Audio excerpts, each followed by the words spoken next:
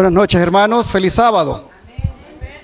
Estamos agradecidos con el Señor que nos da este privilegio de estar con ustedes aquí en Los Ángeles, y también agradecidos con el Señor que nos trajo con bien. Vinimos por tierra y el Señor nos guardó en el camino, y por la gracia de Dios llegamos aquí sanos y salvos. Quiero dar las gracias a los que están también siempre siguiendo estas transmisiones, aunque ahora estamos un poquito desconectados con la hora, ¿verdad? Porque allá en Texas, pues ya son, ¿qué? Como las, ¿qué hora serían allá?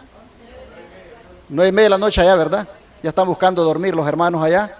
Y allá por Nueva York ya son las 10 y algo. Así que estamos un poquito desconectados con el tiempo. Pero igual ahí va a quedar en el YouTube la presentación para que lo puedan ver en diferido mañana. Estamos, por la gracia del Señor, aquí también agradeciendo al pastor Cervantes que nos invitó, y a todos ustedes también que nos permiten presentar la palabra de Dios. No podemos hacerlo sin antes pedir la bendición del Señor. Así que, ¿qué les parece si nos arrodillamos para orar?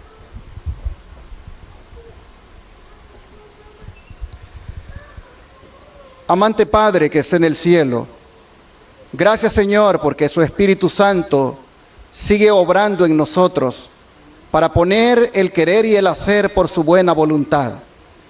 Pues, Señor, si fuera por nosotros, sin su Espíritu no estuviéramos aquí, pero su Espíritu es el que nos trajo.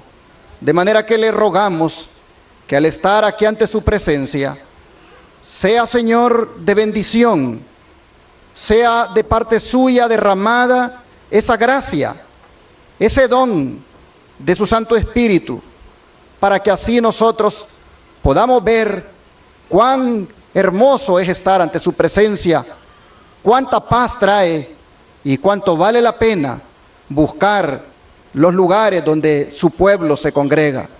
Hoy le pedimos que al abrir su palabra, esta palabra, Señor, toque nuestras vidas.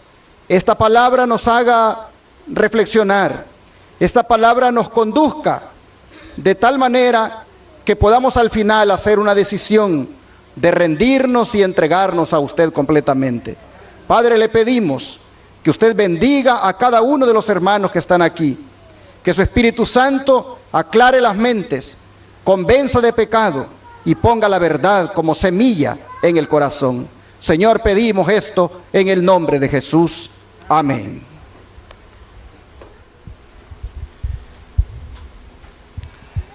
Hace 178 años, en una fecha como hoy, 22 de octubre del año de 1844, ocurrió uno de los chascos más grandes de la historia, como fue el experimentado por alrededor de 100,000 adventistas en el noreste de los Estados Unidos.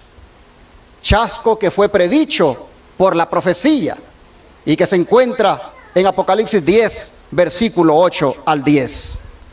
Apocalipsis capítulo 10, versículo 8 al 10. Apocalipsis 10, versículo 8 al 10, dice la Escritura: la voz que oí del cielo habló otra vez conmigo y dijo: ve y toma el librito que está abierto en la mano del ángel que está en pie sobre el mar y sobre la tierra. Y fui al ángel diciéndole que me diese el librito, y él me dijo: toma y cómelo.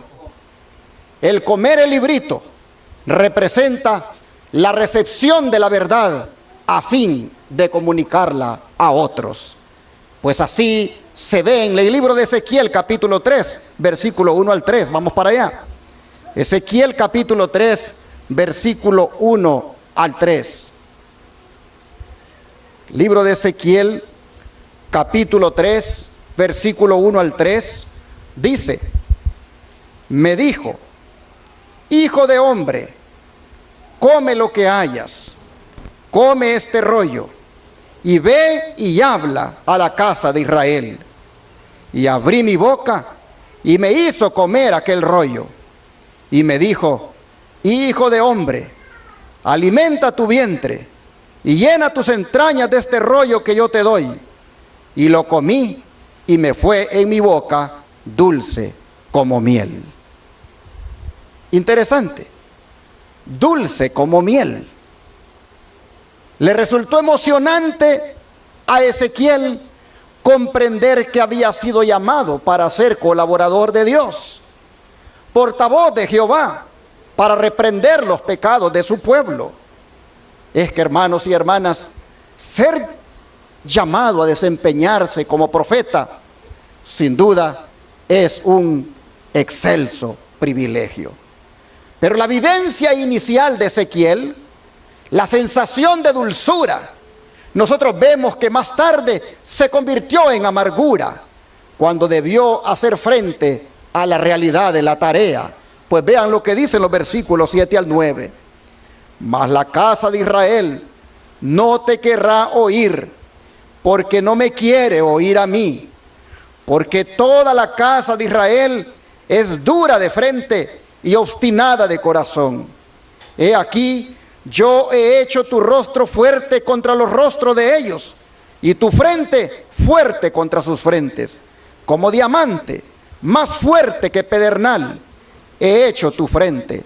No los temas, ni tengas miedo delante de ellos, porque son casa rebelde. Así, hermanos, nosotros vemos que a Ezequiel le esperaba el rechazo.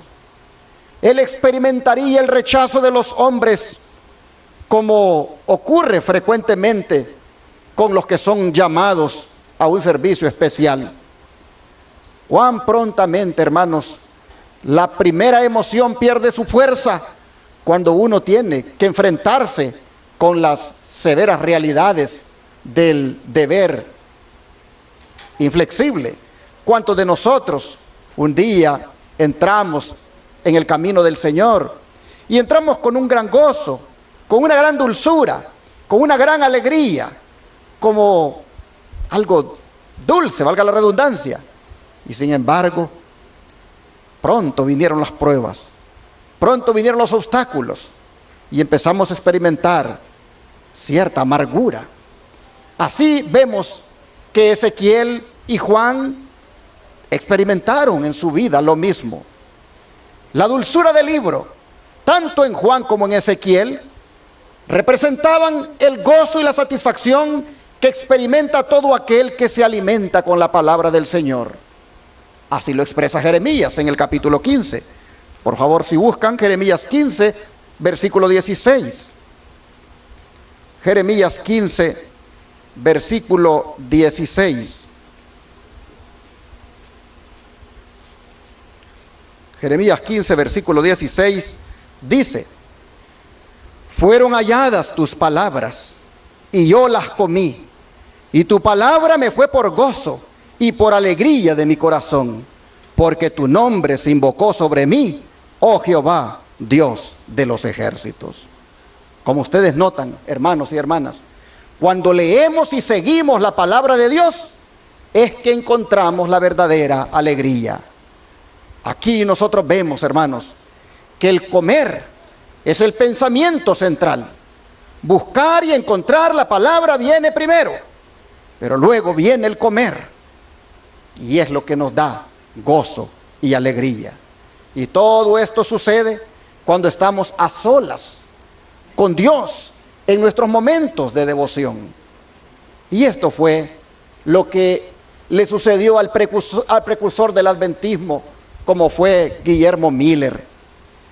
Cuando él devoró la palabra de Dios que se encuentra en el libro de Daniel y entendió la profecía de Daniel 8:14 concerniente a la purificación del santuario, al final de los 2300 días proféticos, él y sus seguidores, los mileritas, comprendieron que dicho acontecimiento ocurriría el 22 de octubre de 1844 con la segunda venida de Cristo, según ellos.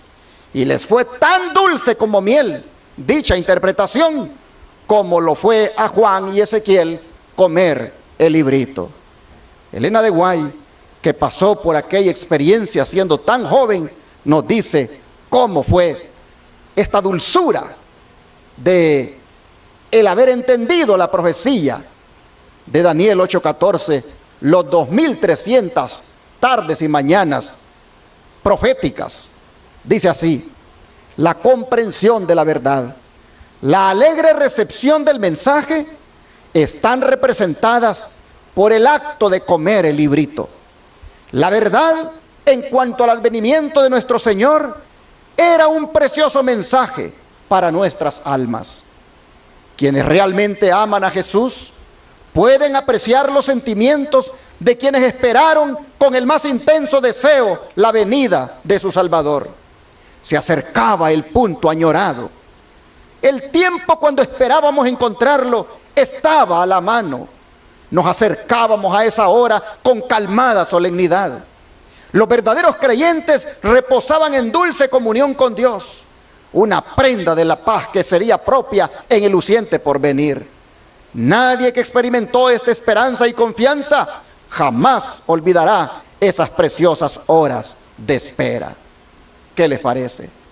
Aquí nosotros vemos, hermanos, una experiencia única, algo especial, algo que les dio a ellos una gran esperanza.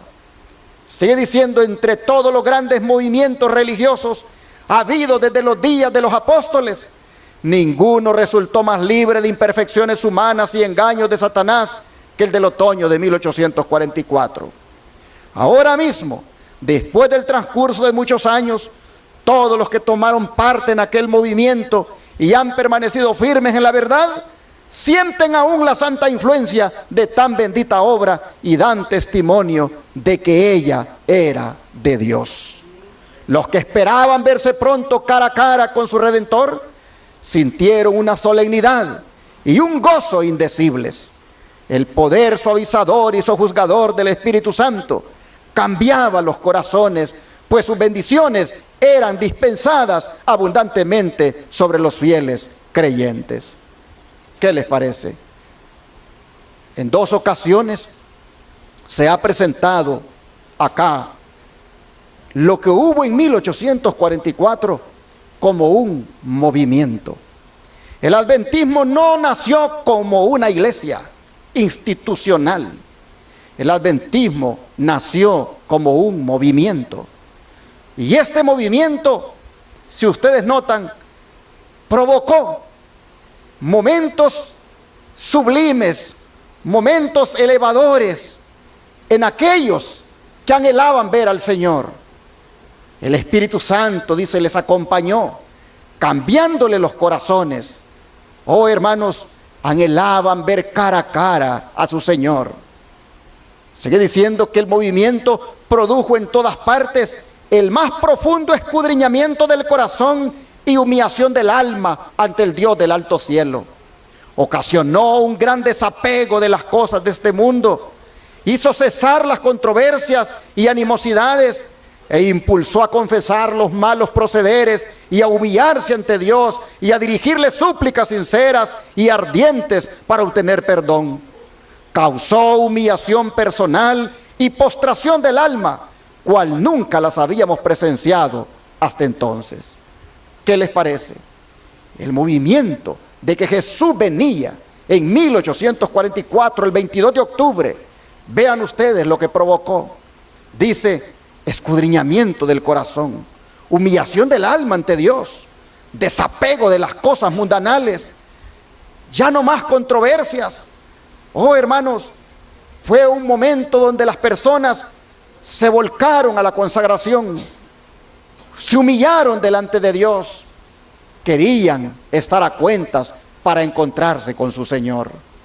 Dice: como el Señor lo dispusiera por boca del profeta Joel, para cuando el día del Señor estuviese cerca, produjo un desgarramiento de los corazones y no de las vestiduras, y la conversión al Señor con ayuno, lágrimas y lamentos. Como Dios lo dijera por conducto de Zacarías, un espíritu de gracia y oración fue derramado sobre los hijos. Miraron a aquel a quien habían traspasado, había gran pesar en la tierra, y los que estaban esperando al Señor afligían sus almas ante Él. No voy poniendo o diciendo dónde se encuentran estas citas, porque ahí en verde está la fuente, ¿verdad?, de donde han sido tomadas en el don de profecía. Pero es impresionante cómo dice, cumpliéndose la profecía de Joel, se desgarraban no las vestiduras, sino los corazones, porque se convertían al Señor. Dice, los que recibieron el mensaje llegaron cuidadosa y solemnemente al tiempo en que esperaban encontrarse con su Señor. Cada mañana sentían que su primer deber consistía en asegurar su aceptación para con Dios. Sus corazones estaban estrechamente unidos y oraban mucho unos con otros y unos por otros. A menudo se reunían en sitios apartados para ponerse en comunión con Dios, y se oían voces de intercesión que desde los campos y las arboledas ascendían al cielo. La seguridad de que el Señor les daba su aprobación era para ellos más necesaria que su alimento diario, y si alguna nube oscurecía sus espíritus, no descansaban hasta que se hubiera desvanecido. Como sentían el testimonio de la gracia que les perdonaba, anhelaban contemplar a aquel a quien amaban sus almas. Así, hermanos y hermanas, era el ambiente previo al 22 de octubre de 1844, cuando el mensaje del primer ángel de Apocalipsis 14 tomaba su lugar. Se conectó el juicio con la venida del Señor a esta tierra, y eso era una buena nueva, porque equivalía a ser vindicados, como también a ser limpiados y perdonados de los pecados confesados. Esta no era otra cosa que la respuesta al clamor de los mártires que pedían justicia en la profecía del quinto sello, y que se les había dicho que esperaran un poco de tiempo. El entusiasmo por la proclamación del mensaje del primer ángel en ese tiempo fue tal que hasta los niños, dice la historia, lo proclamaron. De manera, hermanos y hermanas, que hoy se cumplen 178 años de proclamar el mensaje del primer ángel. Pero, como ya hemos dicho, la dulzura del mensaje, hermanos, derivó en un chasco terrible, simbolizado previamente por la experiencia del apóstol Juan, cuando después de comer el librito y sentirlo tan dulce, le amargó el vientre. ¿En qué forma esto sucedió con los mileritas? Bueno, en la malinterpretación que hicieron del acontecimiento que debía ocurrir ese 22 de octubre de 1844.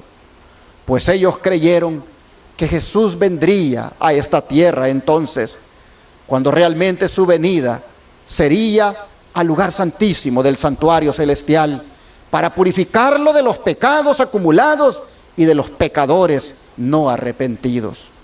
El chasco que se llevaron cuando ese día el Señor no apareció fue de tal magnitud que el don profético lo relata así.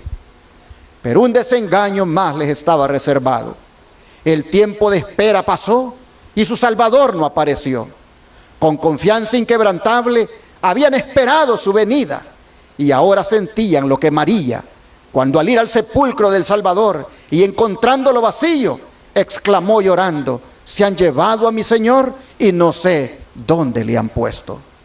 Vean ustedes cómo equipara el chasco de los adventistas en 1844 con lo que María experimentó aquel día cuando no encontró al Señor Jesús en la tumba. Un sentimiento de pavor, dice, el temor de que el mensaje fuese verdad, había servido durante algún tiempo para refrenar al mundo incrédulo. Cumplido el plazo, ese sentimiento no desapareció del todo. Al principio no se atrevieron a celebrar su triunfo sobre los que habían quedado chasqueados, pero como no se vieran señales de la ira de Dios, se olvidaron de sus temores y nuevamente profirieron insultos y burlas. Comenzaron a burlarse de los adventistas porque el Señor no había venido. Un número, dice, notable de los que habían profesado creer en la próxima venida del Señor abandonaron su fe. No soportaron las burlas, que se burlaran de ellos, no soportaron el chasco. Algunos dicen que habían tenido mucha confianza, quedaron tan hondamente heridos en su orgullo que hubiesen querido huir del mundo.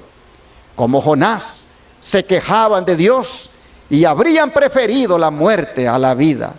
Los que habían fundado su fe en opiniones ajenas y no en la palabra de Dios, estaban listos para cambiar otra vez de parecer. Los burladores atrajeron a sus filas a los débiles y cobardes, y todos estos convinieron en declarar que ya no podía haber temor ni expectación. El tiempo había pasado, el Señor no había venido, y el mundo podría subsistir como antes miles de años. A esa conclusión llegaron los burladores, y entonces arrastraron a algunos que no soportaron las burlas, que no soportaron el chasco, y volvieron a su vida de antes. Dicen los creyentes fervientes y sinceros, en cambio, estos lo habían abandonado todo por Cristo y habían gozado de su presencia como nunca antes. Creían haber dado su último aviso al mundo y esperando ser recibidos pronto en la sociedad de su divino Maestro y de los ángeles celestiales, se habían separado en su mayor parte de los que no habían recibido el mensaje. Habían orado con gran fervor: ven Señor Jesús y ven presto, pero no vino. Reasumir entonces la pesada carga de los cuidados y perplejidades de la vida y soportar las afrentas y escarnios del mundo constituía una dura prueba para su fe y paciencia. Oh hermanos, la fe fue probada. Una fe que solo podía ser alentada con aquellas palabras que se encuentran en el libro de Hebreos capítulo 10, versículos 35 al 39. Vamos a buscarlas. Hebreos capítulo 10, versículos 35 al 39.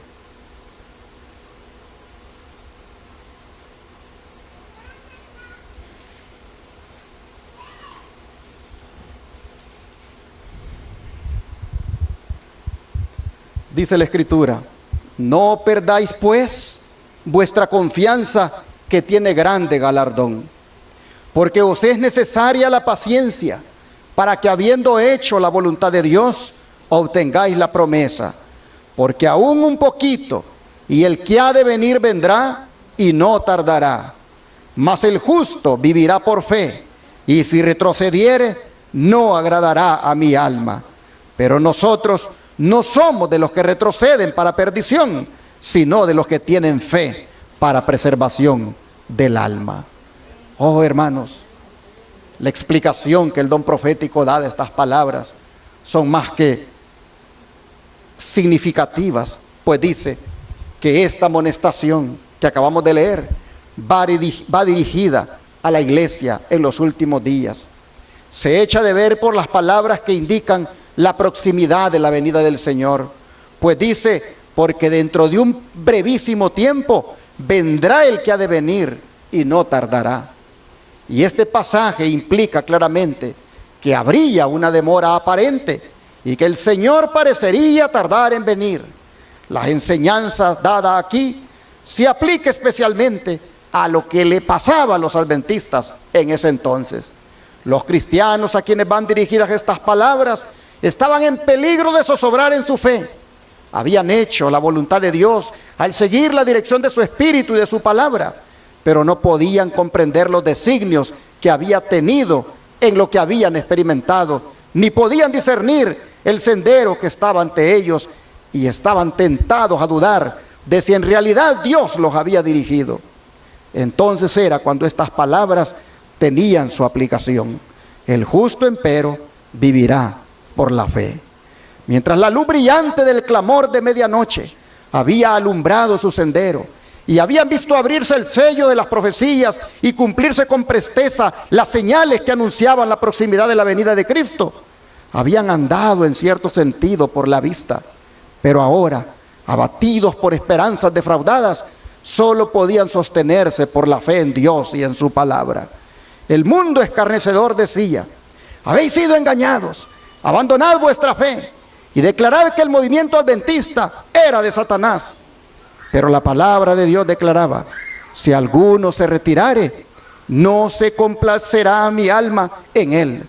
Renunciar entonces a su fe y negar el poder del Espíritu Santo que había acompañado al mensaje, habría equivalido a retroceder camino de la perdición.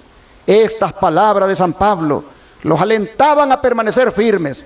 No desechéis pues esta vuestra confianza. Tenéis necesidad de la paciencia, porque dentro de un brevísimo tiempo vendrá el que ha de venir y no tardará. El único proceder seguro para ellos consistía en apreciar la luz que ya habían recibido de Dios, atenerse firmemente a sus promesas y seguir escudriñando las Sagradas Escrituras, esperando con paciencia y velando para recibir mayor luz. Hermanos y hermanas, en las palabras de Pablo que están allí en verde, nosotros debemos ver que el camino de la fe no es opcional, que no perder la confianza equivale a mantenerse firme para obtener el galardón de la vida eterna. Debemos, hermanos, perseverar haciendo la voluntad de Dios, porque el que trae el galardón pronto va a venir y no tardará. ¿Cuántos lo creen? Oh, hermanos, puede parecer que la promesa de Dios demora mucho en cumplirse, pero su cumplimiento finalmente es seguro. Hermanos y hermanas, este no es tiempo de retroceder, dice Pablo. Los que retroceden en el camino de la fe nunca podrán oír las palabras: bien, buen siervo y fiel, entra en el gozo de tu Señor.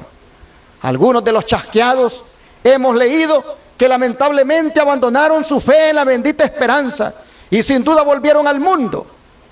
Pero con nosotros, mis hermanos, no debe ser así.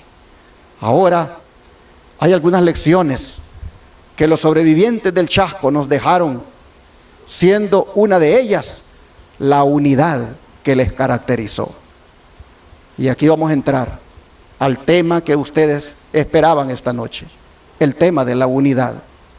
Pues el don profético nos ha dicho que aquellos hermanos que esperaban a Jesús, sus corazones, dicen, estaban estrechamente unidos y oraban mucho unos con otros y unos por otros. A menudo se reunían en sitios apartados, dice, para ponerse en comunión con Dios. Y se oían voces de intercesión que de los campos y las arboledas ascendían al cielo. Oh, hermanos, dice que cuando los mileritas descubrían algún malentendido que producía divisiones entre algunos de ellos, solucionaban la dificultad inmediatamente. No querían que ninguna manifestación de mala voluntad los separara, y menos aún si Jesús venía tan pronto. Esto es lo que está haciendo falta ahora, mis hermanos. Unidad, unidad en las iglesias, unidad entre los hermanos. No podemos estar esperando a Cristo en discordia unos con otros. No podemos estar esperando a Cristo guardando rencores o resentimientos entre nosotros. Hoy, hermanos y hermanas, es tiempo de reconciliarnos con el hermano. Hoy es tiempo de reconciliarnos con el familiar, con el vecino. Hagamos, hermanos, hagamos que se cumpla la oración de Cristo, aquella que se encuentra en el Evangelio de Juan, capítulo 17, versículo 20 al 23. Leamos dicha oración. Evangelio de Juan, capítulo 17, versículo 20 al 23. Dice el Señor: mas no ruego solamente por estos, sino también por los que han de creer en mí por la palabra de ellos, para que todos sean uno, como tú, oh Padre, en mí y yo en ti, que también ellos sean uno en nosotros, para que el mundo crea que tú me enviaste. La gloria que me diste yo les he dado, para que sean uno, así como nosotros somos uno, yo en ellos y tú en mí, para que sean perfectos en unidad, para que el mundo conozca que tú me enviaste y que los has amado a ellos como también a mí me has amado. Ah, hermanos, qué hermosa oración. ¿Habría diversidad de dones? Sí, pero debía haber unidad de espíritu, propósito y creencia. No debía haber contiendas por la supremacía como las que habían hace poco contaminado a los 12. La unidad que emanara de la mezcla armoniosa de las vidas de los cristianos, según vemos aquí, impresionaría al mundo con el origen divino de la iglesia cristiana. Y era tan importante esto de la unidad que el Señor lo reitera 4 veces desde el versículo 11. No cabe duda, hermanos, que el corazón de Cristo latía porque los suyos formaran un bloque sólido, unánime, que fueran de un mismo sentir. Oh, esa unión, hermanos, solo puede ser ahora obrada por el Espíritu Santo. Pues vea lo que dice 1 Corintios 6, 17. 1 Corintios 6, versículo 17. Dice la Escritura de la siguiente manera. 1 Corintios 6, versículo 17. Pero el que se une al Señor, un espíritu es con Él. ¿Cuántos dicen amén? Amén. Lo leo nuevamente. Pero el que se une al Señor, un espíritu es con Él. Amén. Esto es lo que Jesús oraba por su iglesia, que fuera una con Él, que ellos fueran perfectos en unidad, que ellos fueran unidos entre ellos.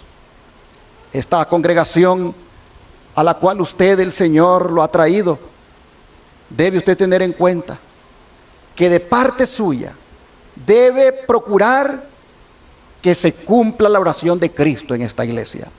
Usted tiene que procurar, como diácono, no tener ninguna contienda ni distanciamiento con otro hermano diácono. Si usted es diaconisa, no sentir nada así en contra con otra hermana diaconisa. No debería haber, hermanos, en la iglesia rivalidades. No debería haber divisiones. No debería haber contiendas, tomando en cuenta que Jesús ya viene. Si algo debemos aprender de los adventistas de 1844 es cómo ellos estaban unidos. Cuando había males entendidos, dice ellos, inmediatamente buscaban solucionar la dificultad. ¿Por qué? Porque Jesús venía pronto. No querían que nada los separara. Oh, si tan solo los adventistas de hoy, nosotros que nos hacemos llamar así, pudiéramos, hermanos, emular, imitar a esos adventistas de 1844. Oh, si tan solo nosotros buscáramos esa unidad en la iglesia. El don profético, hablando de la unidad por la cual Cristo oraba, dice lo siguiente: la instrucción que me ha sido dada por uno que tiene autoridad es que debemos aprender a contestar la oración contenida en el capítulo 17 de Juan. Debemos hacer de esta oración nuestro primer estudio. Cada ministro del Evangelio, cada misionero médico debe profundizar la ciencia de esta oración. Hermanos y hermanas, os ruego que prestéis atención a esas palabras y que dediquéis a ese estudio un espíritu sereno, humilde y contrito, y las sanas energías de una mente puesta bajo el dominio de Dios. Los que no aprenden las lecciones contenidas en esa oración se exponen a obtener un desarrollo unilateral que ninguna educación subsiguiente podrá corregir. ¿Quiénes dice? Los que no aprenden las lecciones contenidas en esa oración que Cristo hizo allí en Juan 17, cuando buscaba que hubiera unidad entre sus seguidores. Dice: el propósito de Dios es que sus hijos se fusionen en la unidad. ¿No es vuestra esperanza vivir juntos en el mismo cielo? Les vuelvo a leer esta parte y ustedes respondan. ¿No es nuestra esperanza vivir juntos en el mismo cielo, hermanos? ¿Está, dice Cristo, entonces dividido contra sí mismo? ¿Dará el éxito a sus hijos antes que hayan apartado de su medio toda discordia y toda crítica? Antes que los obreros en una perfecta unidad de intención hayan consagrado sus corazones, sus pensamientos y sus fuerzas a una obra tan santa a la vista de Dios. Pregunta: ¿va a dar éxito a la iglesia así si hay división? ¿Va a dar éxito a los hermanos si están divididos entre ellos? No. Dice: la unión hace la fuerza, la desunión causa debilidad. Trabajando juntos y con armonía para la salvación de los hombres, debemos ser en verdad coadjutores de Dios. Los que se niegan a trabajar en armonía con los demás deshonran a Dios. El enemigo de las almas se regocija cuando ve a ciertos hermanos contrariándose unos a otros en su trabajo. Los tales necesitan cultivar el amor fraternal y ternura en su corazón. Si pudiesen apartar el velo que cubre el porvenir y percibir las consecuencias de su desunión, ciertamente se arrepentirían. Hermanos, examinemos el corazón como los adventistas de 1844. Miremos bien profundamente cómo estamos. ¿Estamos sintiendo algo contra alguien? ¿Estamos sintiendo rencor contra alguien? Hermanos, no podemos seguir así. Jesús viene pronto por nosotros. Jesús va a aparecer en las nubes de los cielos y no puede, hermano, hermana, usted seguir así. Póngase a cuentas, arréglese con Dios, haga las paces con Dios, haga las paces con su hermano. Sigue diciendo, el mundo mira con satisfacción la desunión de los cristianos. Los incrédulos se regocijan. Dios desea que se realice un cambio en su pueblo. La unión con Cristo y los unos con los otros constituye nuestra única salvaguardia en estos últimos días. No dejemos a Satanás la posibilidad de señalar con el dedo a los miembros de nuestra iglesia diciendo, mirad cómo estos que se hallan bajo el estandarte de Cristo se aborrecen unos a otros. Nada necesitamos temer de ellos, puesto que gastan más energías luchando unos contra otros que combatiendo a mis fuerzas. Así habla Satanás cuando ve a los hermanos empleitados, cuando ve a la iglesia dividida. Qué bien, dice el diablo, porque en vez de luchar contra mis fuerzas, están luchando entre ellos mismos, dice el diablo. Así los quiero ver. Hermanos, si algo el Señor quiere que llevemos esta noche en nuestro corazón, es que no más división, no más desunión, no más rencilla, no más discordia, no más rencor, sino un corazón reconciliado con Dios y con los hermanos. Sigue diciendo el don de profecía. Después del derramamiento del Espíritu Santo, los discípulos salieron para proclamar al Salvador resucitado. Poseídos del único deseo de salvar almas, se regocijaban en la dulzura de la comunión con los santos. Eran afectuosos, atentos, abnegados, dispuestos a hacer cualquier sacrificio en favor de la verdad. En sus relaciones cotidianas unos con otros, manifestaban el amor que Cristo les había ordenado revelar al mundo. Por sus palabras y sus acciones desinteresadas, se esforzaban por encender este amor en otros corazones. Los creyentes debían continuar cultivando el amor que llenaba el corazón de los apóstoles después del derramamiento del Espíritu Santo. Debían proseguir adelante y obedecer gustosos al nuevo mandamiento: como os he amado, que también os améis los unos a los otros. Debían vivir tan unidos con Cristo que se verían capacitados para cumplir sus requerimientos. Debían ensalzar el poder de un Salvador que podía justificarlos por su justicia. Mas los primeros cristianos, dice, tristemente, vean lo que empezaron a hacer también. Buscaron defectos unos a otros. Al detenerse a hablar de sus faltas, al dejar entrar la crítica, perdieron de vista al Salvador y el gran amor que había manifestado hacia los pecadores. Se volvieron más estrictos respecto a las ceremonias exteriores, más puntillosos acerca de la teoría de la fe, más severos en sus críticas. En su celo por condenar a los demás, olvidaban sus propios errores, descuidaban las lecciones de amor fraterno que Cristo les había enseñado, y lo que es más triste aún, no se daban cuenta de lo que habían perdido. No comprendían que la felicidad y la alegría se alejaban de su existencia y que pronto, habiendo ahuyentado de su corazón el amor de Dios, andarían en las tinieblas. Hermanos, a veces pasa con nosotros lo mismo.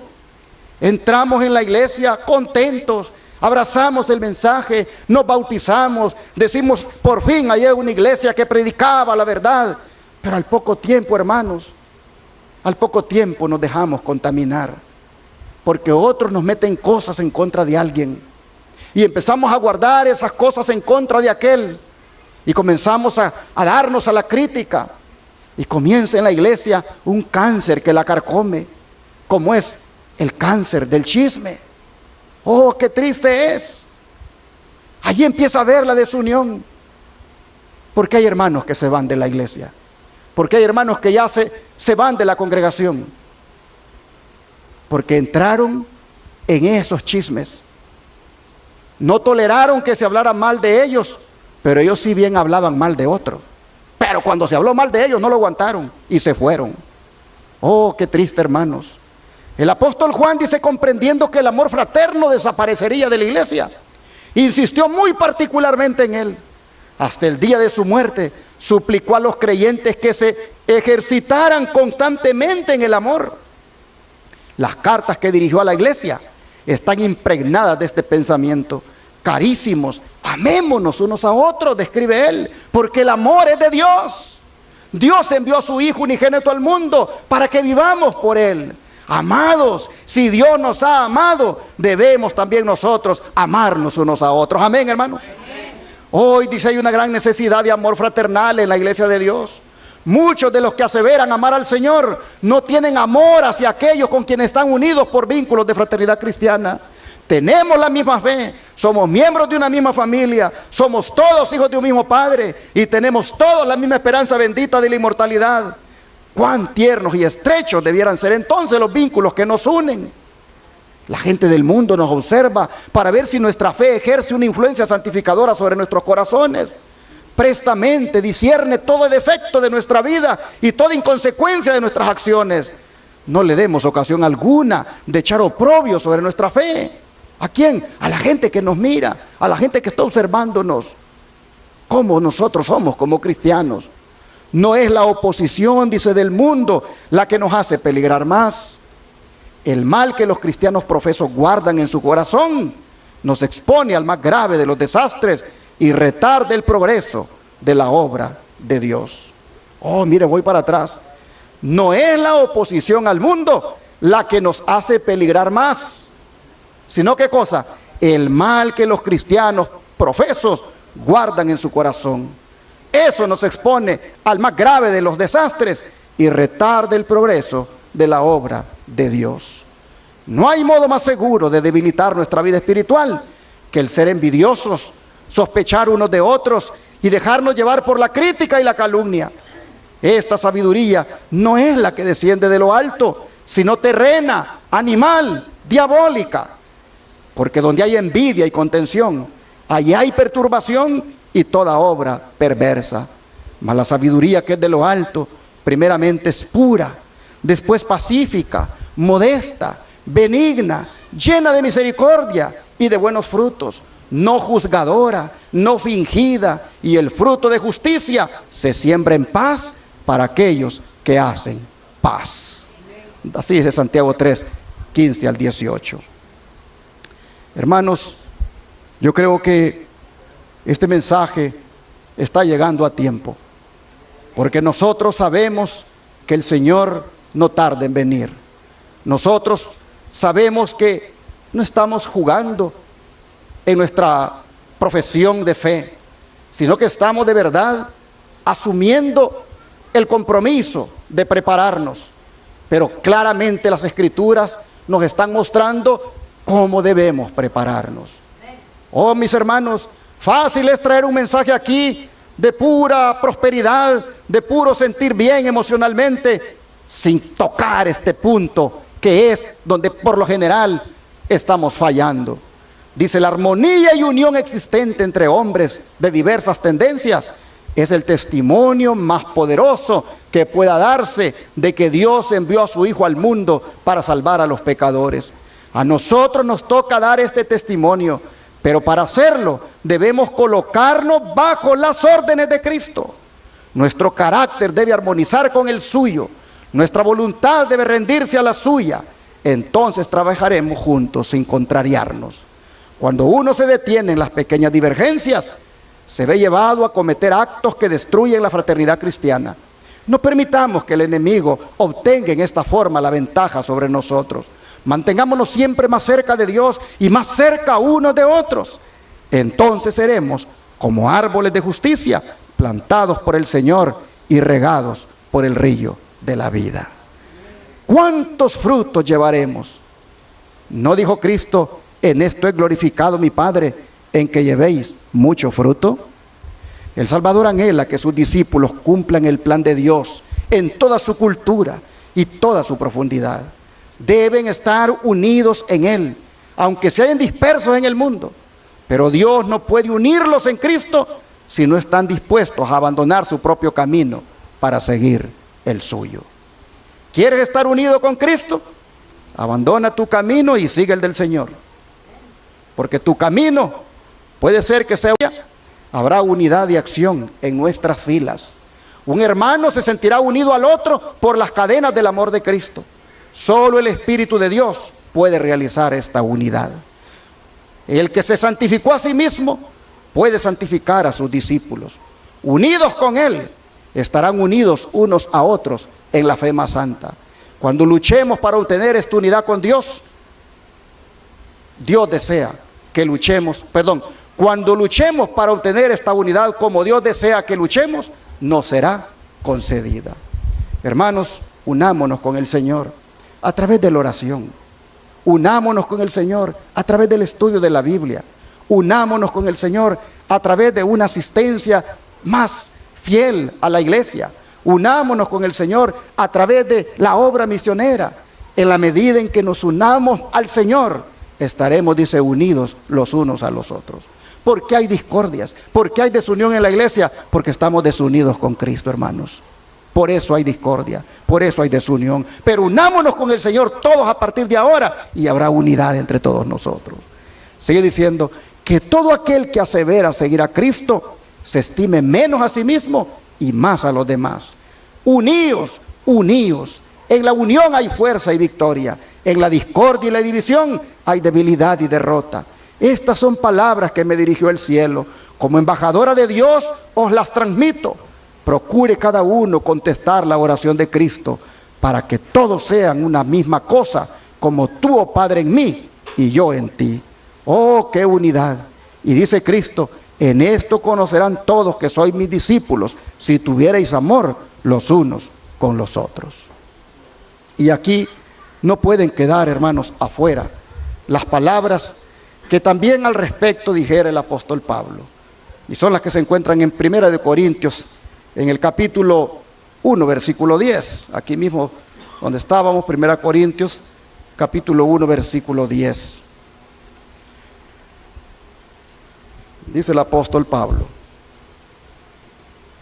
os ruego pues, hermanos, por el nombre de nuestro Señor Jesucristo, que habléis todos una misma cosa, y que no haya entre vosotros divisiones, sino que estéis perfectamente unidos en una misma mente y en un mismo parecer.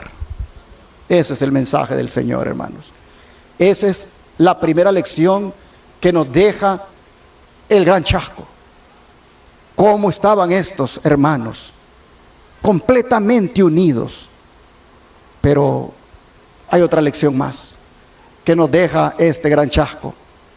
Y es que, hermanos, debemos seguir predicando sobre la venida del Señor, aunque Él no haya venido todavía. El gran chasco nos deja como lección que debemos seguir proclamando el mensaje con la misma fuerza, con el mismo fervor. Porque los que sobrevivieron al chasco y se volcaron a buscar en la Biblia por qué Jesús no vino a la tierra, estos hermanos encontraron que habían 3 mensajes que proclamar. Encontraron que había un día de reposo que proclamar. Estos encontraron sentido a las palabras que se le dijo a Juan. Allá nuevamente en Apocalipsis 10, en el verso 11. Vean ustedes. Encontraron sentido, se vieron identificados con estas palabras. Dice así, Apocalipsis 10, verso 11. Después que dice hubo comido el librito y le amargó el vientre, dice el verso 11, y él me dijo, es necesario que profetices otra vez sobre muchos pueblos, naciones, lenguas y reyes. Los sobrevivientes del chasco tomaron estas palabras muy en su corazón y se pusieron a proclamar el mensaje con la misma intensidad. Siguieron predicando que Cristo viene pronto, que Cristo en su sabiduría tiene el día y la hora cuando ha de venir, pero que el pueblo se debe preparar. Ellos volvieron a profetizar sobre muchos pueblos, naciones, lenguas y reyes. Dice el don de profecía: bienaventurados son los ojos que vieron los sucesos vistos en 1843 y 1844. El mensaje fue proclamado y no debe existir atraso en repetir el mensaje, pues las señales de los tiempos están cumpliéndose. La obra final debe hacerse. Se hará una gran obra en corto tiempo. Pronto se dará un mensaje según el designio divino, que se aumentará a un fuerte clamor. Noten ustedes, no debe haber atraso en repetir el mensaje. Si en 1843 y 1844 hubo un gran despertar, hermanos, el despertar debe continuar. El despertar debe existir en cada uno de nosotros.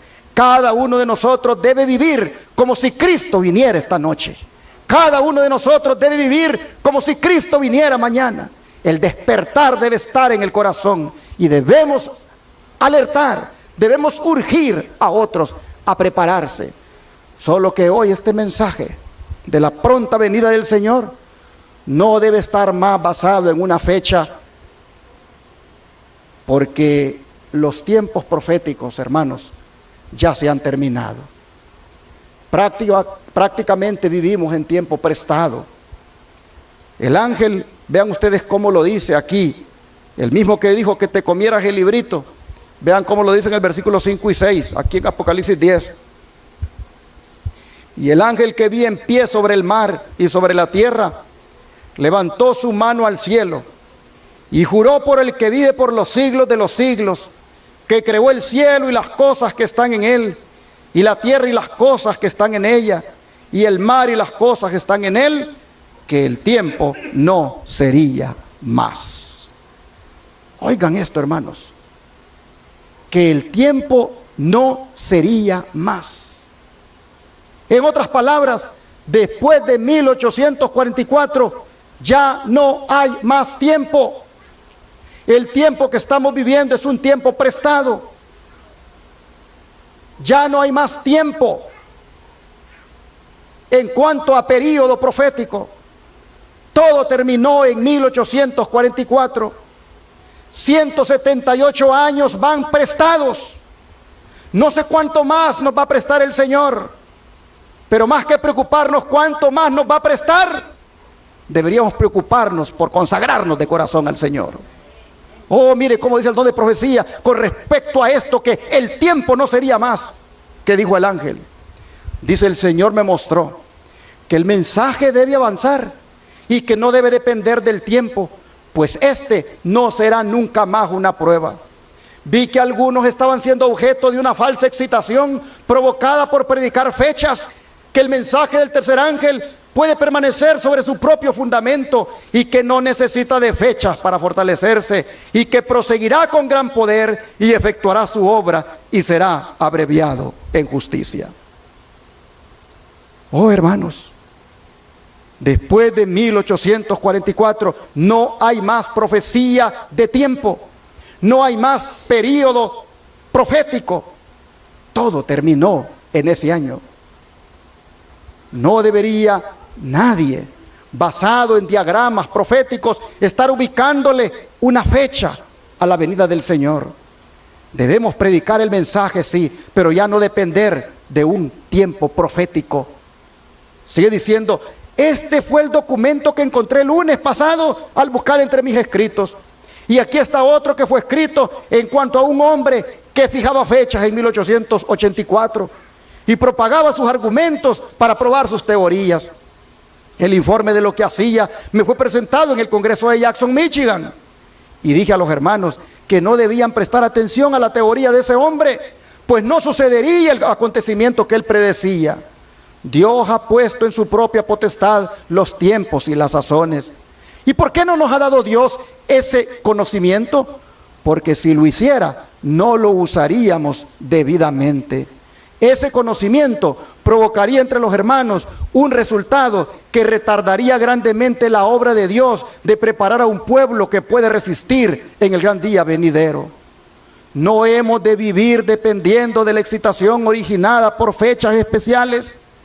No hemos de enfrascarnos en especulaciones en cuanto a los tiempos y las sazones que no ha revelado Dios. Jesús ha dicho a sus discípulos que velen, pero no fijándose en una fecha definida. Sus seguidores han de estar en la posición de los que están atentos a las órdenes de su capitán. Han de velar, esperar, orar y trabajar a medida que se acerca al tiempo de la venida del Señor. Pero nadie podrá predecir precisamente cuándo será ese tiempo, pues no sabéis el día ni la hora. No podéis decir que Cristo vendrá dentro de 1, 2 o 5 años. Tampoco debéis posponer su venida, diciendo que quizá no se produzca ni en 10 ni en 20 años. Oh, hermanos, conozco a alguien que siempre que habla se despide diciendo Maranata 2031, pero le es infiel a su esposa. No busca al Señor, no está perseverando en la fe, pero dice Maranata 2031. Él cuenta los años y sabe que en el 2030 él podría entonces ponerse a cuenta, porque el justo ya le quedaría 1 año, pero mientras tanto anda haciendo de las suyas. Oh, hermanos y hermanas, esos reavivamientos o esas preparaciones o esas excitaciones basadas en fechas, dice el don profético, no son aprobadas por Dios. Hermanos y hermanas, no sabemos el día ni la hora, pero debemos vivir como si el Señor viniera ahora. Dice, este tiempo que el ángel declara con juramento solemne no es el fin de la historia mundial, ni del tiempo probatorio, sino de tiempo profético que debiera preceder al advenimiento de nuestro Señor. Es decir, el pueblo no tendrá otro mensaje sobre tiempo definido. Todo acabó en 1844. Repito, 178 años prestados es lo que nos ha dado el Señor. Sigue diciendo, el pueblo no tendrá otro mensaje sobre tiempo definido. Después de este periodo de tiempo, llegando desde 1842 hasta 1844, no puede existir un delineamiento definido de tiempo profético. El cómputo más extenso llega hasta el otoño de 1844. Allí terminó la profecía más larga de la Biblia, de los 2300 días, que son años, y allí terminaron los periodos proféticos. El tiempo, dice, no ha sido asunto de prueba desde 1844 y nunca más, dice, será cuestión de prueba. Sigue diciendo, vez tras vez he sido advertida respecto a la fijación de tiempo. Nunca más habrá un mensaje para el pueblo de Dios basado sobre tiempo. No hemos de tener un tiempo definido para el derramamiento del Espíritu Santo o para la venida de Cristo. Se me ha mostrado que nuestro chasco en 1844 no se debió a una falla en nuestro cálculo de periodos proféticos, sino en los eventos a llevarse a cabo. Pues se creía en esa época que la tierra era el santuario, pero el santuario que sería purificado al final de los periodos proféticos era el santuario celestial y no la tierra como todos creíamos. El Salvador sí entró en el lugar santísimo en 1844 para purificar el santuario, y el juicio investigador había empezado para los muertos. Repetidas veces se me ha encargado que acepte los diferentes periodos de tiempo proclamados para la venida del Señor, y siempre he tenido solo un testimonio a llevar. El Señor no vendrá en ese periodo, y estáis debilitando la fe aún de los adventistas y atando al mundo en su incredulidad. Eso le dice ella a los que le llevan fechas, a los que le llevan otros tiempos para que Cristo venga. Ciertamente, dice, se me han presentado eventos de grande y conmovedor interés que deben ocurrir antes que Cristo venga. Satanás se moverá poderosamente desde abajo y engañará al mundo, mientras el Señor Dios omnipotente se moverá desde arriba y preparará un pueblo para estar en pie en el gran día de su ira. Los fijadores de tiempo Han pronunciado la maldición del Señor sobre mí como un incrédulo que dijo: mi Señor dilata su venida. Pero les he dicho que los libros del cielo no harían así con mi registro, pues el Señor conoce que añoraba y amaba la aparición de Cristo. Pero su muy repetido mensaje de tiempo definido era exactamente lo que el enemigo deseaba, y sirvió su propósito al trastornar la fe en la primera proclamación de tiempo, lo cual era de origen celestial. El mundo ubicó toda proclamación de tiempo en el mismo grupo y lo llamó un engaño, fanatismo y herejía. Desde 1844 he dado mi testimonio de que ya nos encontrábamos en un periodo de tiempo en que hemos de examinarnos celosamente para que nuestros corazones no estén cargados de glotonería y embriaguez y los cuidados de esta vida, y venga repentinamente sobre nosotros ese día. Nuestra posición ha sido de espera y velación, sin que intervenga proclamación de tiempo entre el cierre de los periodos proféticos de 1844 y el tiempo de la venida de nuestro Señor. No conocemos el día ni la hora o cuándo será el tiempo definido, y no obstante, el cálculo profético nos muestra que Cristo se encuentra a la puerta. Carta 38, 1888. Cristo se encuentra a la puerta. ¿Cuántos lo creemos? ¿Por qué lo creemos? Porque este día, 22 de octubre de 2022, el chasco nos recuerda que van 178 años de juicio. De manera, hermanos y hermanas, que hay que prepararnos para encontrarnos muy pronto con el Señor en ese juicio que Él ya empezó. Amós nos exhorta a que nos preparemos para encontrarnos con el Señor. Libro de Amós, capítulo 4, verso 12, dice así. Amós, capítulo 4, verso 12.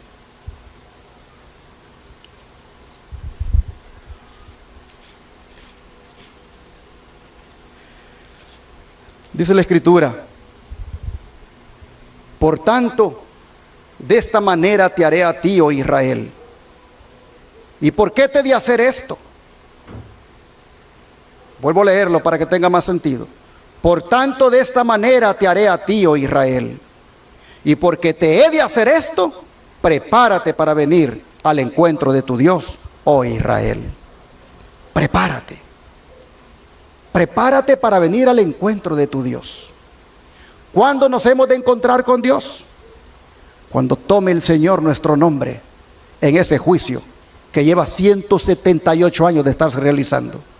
Cuando el Señor tome nuestro nombre, allí será nuestro encuentro con nuestro Dios. Preparémonos. El don de profecía dice: prepárate para venir al encuentro de tu Dios, oh Israel. Y pregunta: suponed que Cristo apareciera hoy en las nubes de los cielos, ¿quién estaría listo para salir a su encuentro?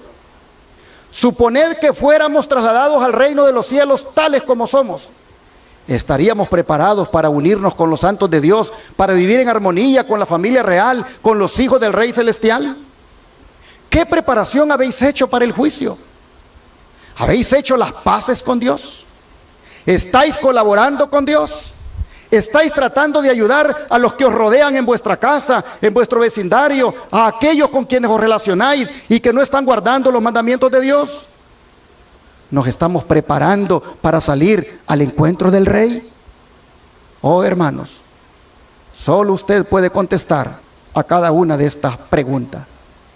Pero yo sí le quiero invitar esta noche a que haga las paces con Dios para que esté preparado para su encuentro con Él. ¿Quién quiere hacer las paces con Dios esta noche? Oh, hermanos, ¿habrá alguien esta noche que quiera hacer las paces con Dios para que cuando su nombre sea tomado en el juicio, salga exonerado de toda culpa? ¿Habrá alguien esta noche que quisiera decirle al Señor: yo quiero hacer las paces contigo para estar preparado y encontrarme muy pronto? ¿Quién quisiera ponerse de pie ahora y hacer las paces con Dios? ¿Hay alguien que quiera para hacer una oración por usted? ¿Quién quiere ponerse de pie en señal de que hace las paces con Dios? Oh, hermanos, Este es el tiempo de hacer las paces con Dios. Este es el tiempo de aprovechar todavía la gracia que nos queda. Este es el tiempo de ponernos a cuentas. Este es el tiempo, hermanos, de no ser más teóricos, de no tener más conocimiento y que nos podemos bien el mensaje. No, este es el tiempo de verdad, de tener un corazón humillado delante de Dios. Este es el tiempo de ponernos a cuentas. Este es el tiempo de que el Señor, hermanos, perdone nuestro pecado y nos dé un nuevo corazón. ¿Cuántos quisieran que oráramos en esta hora por eso? Vamos a arrodillarnos para pedírselo al Señor.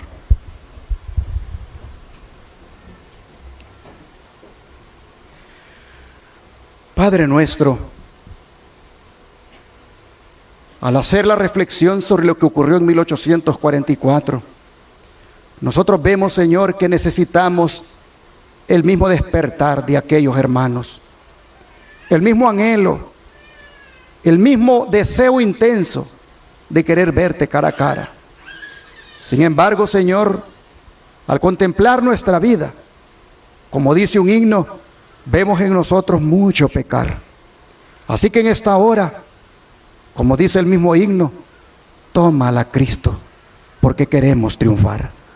Toma nuestra vida, cámbiala, Señor, límpiala, purifícala, quítale toda inmundicia, quítale todo orgullo, quítale todo rencor, todo espíritu de división, quítale, Señor, a nuestra vida todo pecado.